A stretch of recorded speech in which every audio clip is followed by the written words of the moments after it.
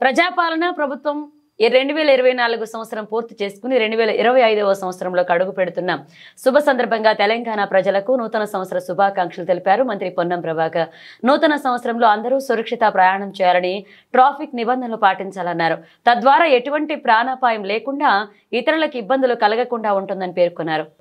ప్రజాపాలన ప్రభుత్వం 2024వ సంవత్సర కాలం పూర్తి చేసుకొని 2025 సంవత్సరంలో అడుగు పెడుతున్న శుభ సందర్భంగా యావత్ తెలంగాణ ప్రజలందరికీ శుభాకాంక్షలు తెలియజేస్తూ, రవాణా శాఖ మంత్రిగా మీ అందరూ సురక్షిత ప్రయాణం చేయాలని, ట్రాఫిక్ నిబంధనలు పాటిస్తూ ఎటువంటి ఇబ్బందులు లేకుండా, ప్రాణాపాయం కలగకుండా, ఇతరులకు ఇబ్బంది లేకుండా ట్రాఫిక్ నిబంధనలు పాటిస్తూ ముందుకు కొనసాగుతూ మీ జీవితాల్లో సుఖ సంతోషాలను పంచుకునే విధంగా, కుటుంబ సభ్యులతో ఉండే విధంగా మరి మీ అందరికీ శుభం జరగాలి 2025 సంవత్సరం ఆకాంక్షిస్తూ అందరికీ నూతన సంవత్సర శుభాకాంక్షలు తెలియజేస్తాను.